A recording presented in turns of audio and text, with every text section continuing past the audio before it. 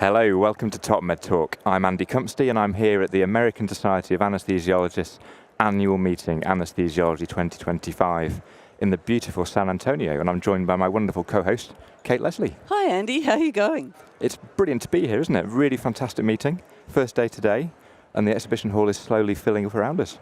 It is, and I've never been to San Antonio before. In fact, I've never been to Texas. Me neither. So it's quite the experience. It's very hot. Very hot, Yeah. but actually a very welcoming place. It's been quite pleasant walking down alongside the River Walk yesterday, seeing around, not what I expected Texas to be like, but actually lots of green places, rivers, cafes, bars. There's a real good buzz about the venue. Yeah, there is. And we're delighted here to open our sessions here at Top Med Talk with two fantastic guests. So thank you both for joining us. It's a real pleasure to welcome Stacie Deiner and Mark Neuman to the podcast. Thank you. Thank you, Andy. Stacie, if I come to you first, could you tell our listeners a little bit about yourself, where you work, and what your background is? Thank you, yes. So I've worked most of my career in New York City at Mount Sinai, and about 5 years ago, I took a wonderful job at Dartmouth Health in New Hampshire. And Dartmouth Health is the most rural academic center in the United States. Oh, wow. Fun fact, so from the big city to the country. Fantastic. Mm-hmm. And Mark, same question to yourself? I'm Mark Neuman. I'm a professor of anesthesiology. I work at the University of Pennsylvania in Philadelphia. Brilliant. Well, thank you both for joining us here today. I would say it's a busy day, but first day of big meeting, our first opening session here in Top Med Talk. I'm really keen to hear about what you're both presenting at the meeting, and I believe you've both got a session later talking about a new guideline. Thank you, Andy. I am so excited to talk to the membership and all the visitors and guests about the ASA guidelines for older adults. Fantastic. This has been years in the making, and we're just so excited. Actually, Mark and I don't know if you remember this, Mark, we did a survey about people doing care for older adults and screening, and when we asked people what they most wanted, anesthesiologists, what they most wanted is that they wanted the ASA to come out with guidelines to help them start to take better care of older adults. I'm going to show that slide from that paper later. Yeah, I mean, this is something we've been working on since 2017, when we were both on the ASA Committee on Geriatric Anesthesia, and we proposed this guideline back then. And Stacie, you and I worked on that survey together as a partnership between Brain Health Initiative, which the ASA had done, and the Committee on Geriatric Anesthesia, and it showed that need. It also showed that there were huge gaps, that people, there were real gaps in care, real variability in care, and using things like expanded preoperative evaluation, frailty screening, counseling about risks. So this guideline, which came out as the first ever guideline that the ASA has ever done, focused on the care of the older adult, was really an important moment, and it was led by Frederick Sieber at Hopkins, and Karen Domino. They did a fabulous job with it, and they came up with a number of useful recommendations that I think anesthesiologists in the US will appreciate using, and it'll also be relevant for folks in other places. And so how did the ASA committee that you were on, how did that process work? Who did you co-opt to help, and how did you come up with the recommendations, Stacie? Well, it's funny, how did I come up with it? No, not me. This was a giant effort from many, many people. Actually, there's a whole process around the ASA deciding to even do a guideline or best practice document. And so we had to queue up, because they can only do so many at a time, because they put giant resources behind putting this together. There's a librarian team and methodologists, and so you don't just jump in and have Stacie's feeling about what should happen for older adults. This is an exhaustive review, and it was really wonderful to work with all of my colleagues who've worked in this space to synthesize the literature and come up with some guidance for our membership. And why don't we cut to the chase and find out what the top recommendations were? So I had the pleasure of working on recommendation number 1, which had to do with expanded preoperative evaluation for older adults. And so when we went to look at the question. The question really was, does expanded preoperative evaluation improve outcomes for older adults? And so we looked at a wide number of outcomes. We looked at delirium, neurocognitive function. We looked at discharge to a nursing home. We looked at 30-day mortality. We looked at functional recovery. And expanded preoperative evaluation was a little hard to wrap our heads around because everybody did sort of a different combination of things. And in many cases, it was bundled care. But what we were able to see is that there was a synthesis, that the synthesis pretty consistently showed a reduction in delirium for patients who had a bundle of preoperative evaluation. That's fantastic. Yeah, it's pretty exciting. And what was recommendation 2, Mark? Recommendation 2 was around choice of anesthesia technique for older adults, and something that That's your area. Something that I've been thinking about for a long time, and I've done research on, and we published a trial called the REGAIN trial on this topic specifically. And what it was really looking at whether using neuraxial anesthesia versus general anesthesia for any range of surgical procedures really in older adults could change outcomes. And it was a strong recommendation that either option would be reasonable in patients who lacked contraindications to one or the other, mostly focused around the issue of delirium. That was where the strongest evidence was across multiple studies, that choosing spinal or epidural anesthesia for your hip fracture, for your elective joint, for your lower extremity revascularization wasn't likely to alter your risk of delirium after. And the recommendation was to use shared decision-making to help patients choose what was the best option for them. You know, the REGAIN study is one of my favorite studies. Thank you for saying that. All time. Thank you. It was so hard, you know, and you screened tens of thousands of older people, and you it was multi-center, and you know, it really was a spectacular effort, I must say. Well, thank you. It means a huge amount coming from you, but I really do appreciate it. It was one of those trials that everyone said needed to be done and was so hard to do, Andy. Absolutely, and you've given us the headline results straight there, but I think there's a lot more interesting detail in some of the layers lower down, isn't there? Some of the secondary outcomes, which I found a bit surprising. Can you want to talk about some of those? Thank you, Andy. Yeah, I mean, we studied, so just to recap, the REGAIN trial was a study that we did at 46 hospitals in the U.S. Between 2016 and 2020, and we randomized 1,600 patients to spinal anesthesia versus general anesthesia for hip fractures. Our main outcome was whether people could walk independently again after fracture at 60 days, and that was an outcome that we chose based on the input we got from patients. People told us that's what they cared about, and we found no difference between techniques. We looked at delirium and found no difference there. We looked at length of stay. We also looked at patient satisfaction. And you know, the good news was the patient satisfaction was high with both techniques, but it wasn't particularly different. We looked at things like pain and opioid use. We found no real difference there. We did find some very, very subtle differences, but they were going against what our hypothesis was, which was that spinal would be better. So there were a number of things. There's been other work. There's a trial finishing up in Europe now called iHope. We're excited to see those results soon, and maybe there'll be opportunities for us to bring the data together. But as with these trials, and I know you all probably have experienced this too, when you finish a trial like this, it's always wonderful to learn from it, but you realize how much more there is to do. And so even going through all that, you feel like, oh, it's still not enough. And so my real hope is that there are other studies that come out to go deeper and deeper. Because as you say, Andy, there's a lot of other layers to study, subgroups of patients who might be more at risk. And those are the questions that people have brought to us in the time since we published the results. So maybe if we've got time, we can pivot back to that a little bit later. But it's great that that trial is already fed directly into this guideline. What are the other recommendations in this guideline that we should talk about? So there were two other big recommendations and one sort of suggestion. The other recommendation, so Stacie talked about multidisciplinary preoperative evaluation. There was neuraxial versus general. There were recommendations around use of dexmedetomidine There was a conditional recommendation that use of dexmedetomidine could be reasonable or considered to prevent delirium, and that total intravenous anesthesia or general anesthesia would both be reasonable options. There was also a best practice statement about avoiding medicines in older adults that might be potentially inappropriate. So there were 4 recommendations and then a best practice statement. One sort of meta observation, though, is, as I said, with sort of applies to Regain, there was a lot of good randomized evidence to go into this, but there's always a need for more. Many of these recommendations had low or moderate quality of evidence, so they all need to be taken with a grain of salt.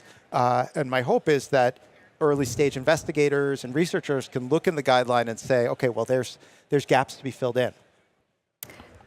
Well, and I think the landscape of how people do trials has really changed, right? From when you and I True. met at this point, probably close to 15 years ago, people were focused on anesthetic neurotoxicity and smaller studies. And now I think people really have these big trials networks. Mm-hmm. I think we're able to, electronic health records are ubiquitous, and I think this really allows us to collect data and do big definitive studies in a way that we just didn't do a decade ago.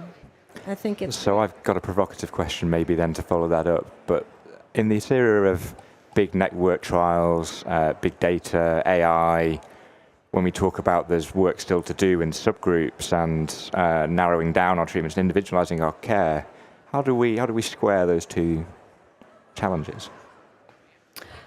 I mean, I think you have to collect the data before you start to narrow it down. I don't know that there's, if you can do otherwise, it's wonderful to be able to do a pragmatic trial that actually looks like how people practice and is not so narrow that you're excluding, 3/4 of the people who might actually benefit possibly from what you're proposing to do. I think you collect the big data and then you do the sub-analysis, if you can. Yeah, I agree, Stacie. I mean, it's a great question, Andy, and we hear a lot when we talk about things like AI, about this future where we have a challenge separating the real from the fake, right? That you'll see a video online and you'll say, oh, that looks like, my relative, but that's actually something that's just been synthesized. I mean, this is a real fear. I think in science, we're going to face a very similar threat, not necessarily in terms of fabricated data, but in terms of an explosion of results, and we're already in the midst of it, which are confounded and hard to make sense of. I think doing trials is very special, and this is stuff that I've learned from, people that inspired me, because you have the opportunity to randomize people to assignments, and that gives you insights about cause and effect that you can't get any other way. There are retrospective studies we can do, and retrospective studies are inexpensive, and there are many of them out there, but many of them are very confounded, and it's hard to make real good sense. One thing that I think is a real challenge is when I talk to practicing clinicians, it's really hard for them to sort the signal from the noise. When you see 10, 20, 30 papers on a topic like regional versus general anesthesia coming out that are retrospective, and then one randomized trial in there, how do you know that that's the one to pay attention to? Guidelines are important for sorting that out, but even still, there's a flood of information, and I think that's just going to accelerate. So it's a challenge for educating the field, a challenge for how we message these things, but I think it's a real risk.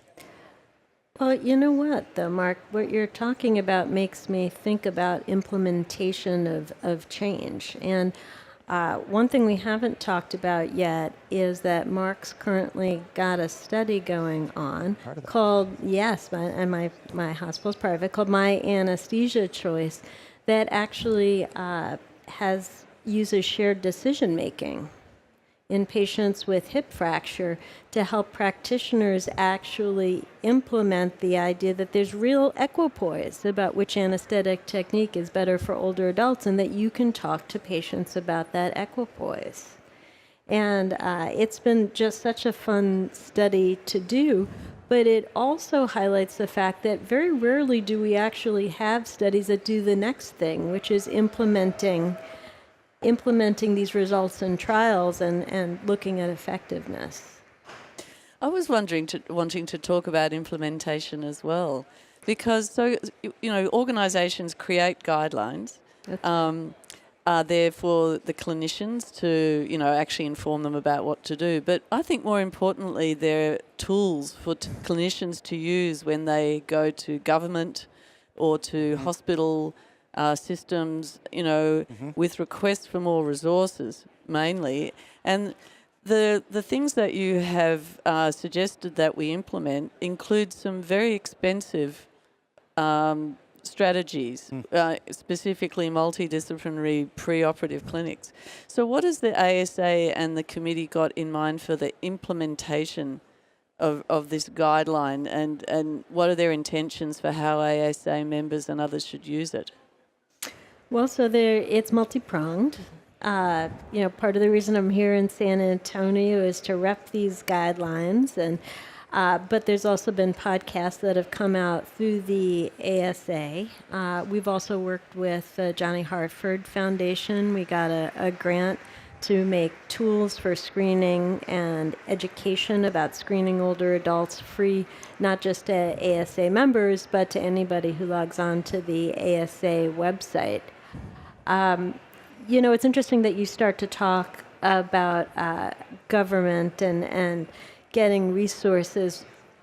In the beginning of this year, coming up in 2026, Medicaid and Medicare, CMSS, is going to start to roll out a difference in how people are paid in the United States for care bundles in 5 major different types of procedures. Mark, I see you nodding. Has your hospital started to talk about teams, CMSS teams? I think at a high level, yes. Yeah. So just for our international listeners, Medicaid is for low-income people and Medicare is for older Americans. That's right. Yeah. And so people who receive insurance through either of these payers, if their episode of care, which includes a pre-op period but goes all the way out to 30 days, exceeds benchmarks for their region, the hospital is going to start to lose money. And this has gotten a lot of people in the United States very excited about thinking about how to proactively screen their older adults to understand how to reduce risk and improve their care. And I guess that screening process comes back to some of the recommendations you mentioned in the guideline, but you talked about reducing unnecessary medications in these groups. I just want to pick up on that a little bit. What sort of medication categories should clinicians be thinking about, should they be looking at, and how do we implement that into this process going forwards? Because that's such a wide-ranging topic, right? Right. I mean, I think, and again, just to mention, that was a best practice statement, so it wasn't at the same level of the recommendations.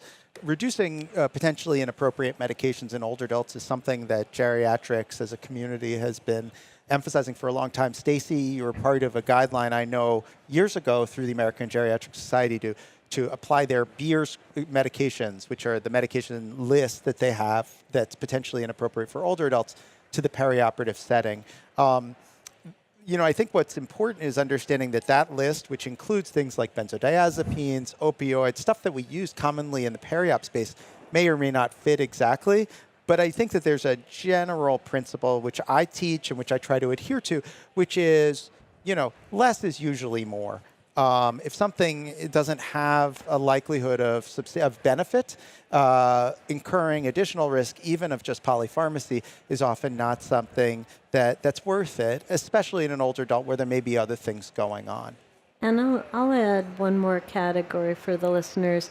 Anticholinergic medication, which is part of a post-op nausea vomiting bundle, was used fairly ubiquitously in the United States. Scopolamine patches, or even IV or IM diphenhydramine, metoclopramide, all kinds of drugs like that were used in older adults with the thought that it should reduce postoperative nausea vomiting, but really they're not a super high risk category for postoperative nausea vomiting, and they're much higher risk for having postoperative delirium. Which presumably is increased by the use of those medications.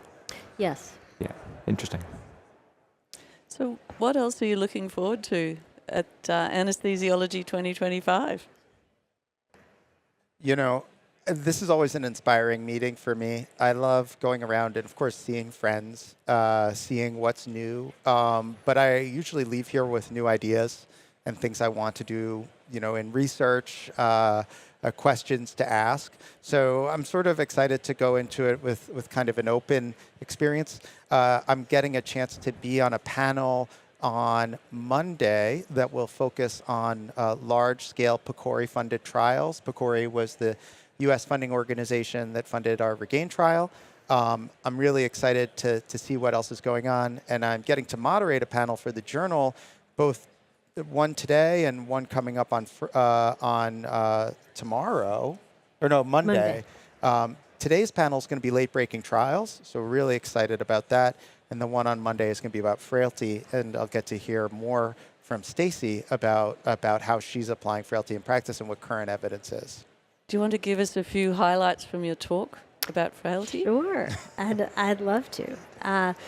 So I think in the anesthesia community, it is perhaps underappreciated that there's a big overlap between patients who are frail and patients who go on to develop delirium. It's been long known for that people with preoperative cognitive impairment, that's like the big risk factor for having postoperative delirium and cognitive decline. However, physical frailty incurs about twice the risk for postoperative cognitive dysfunction.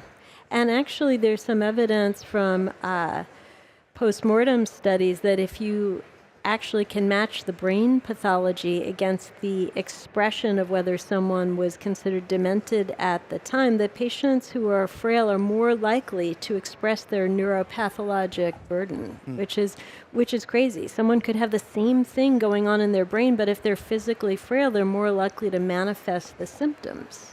That's fascinating. Yeah.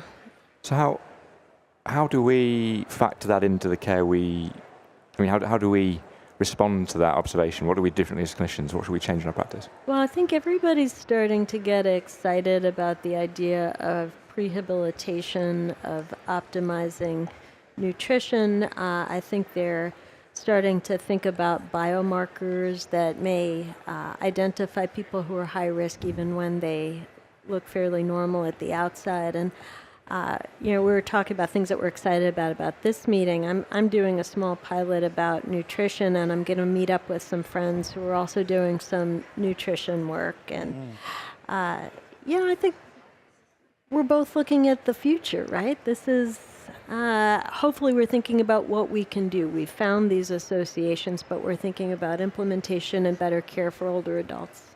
One of the fascinating things about frailty is the intersection with frailty and obesity, particularly in countries where, and we imagine traditionally the frail person to be a little old stick, lady, and they're actually, you can be frail inside what looks like a big body, can't you? Mm-hmm. Absolutely. I think that's completely underappreciated, although I think on social media people talk about metabolism and metabolic syndromes and optimizing your metabolism all the time. But we really haven't capitalized on that yet for how we take care of people in the perioperative period. I think we're starting to head into a time of perioperative medicine, not just thinking about what medicines we give in the operating room, but optimizing people's health. Well, I think that's a really positive note to sort of draw to a close on. But looking ahead, what are the key things on the horizon do you think that we should be doing to optimize people's health in the perioperative space, particularly with the older adult? Well, I think that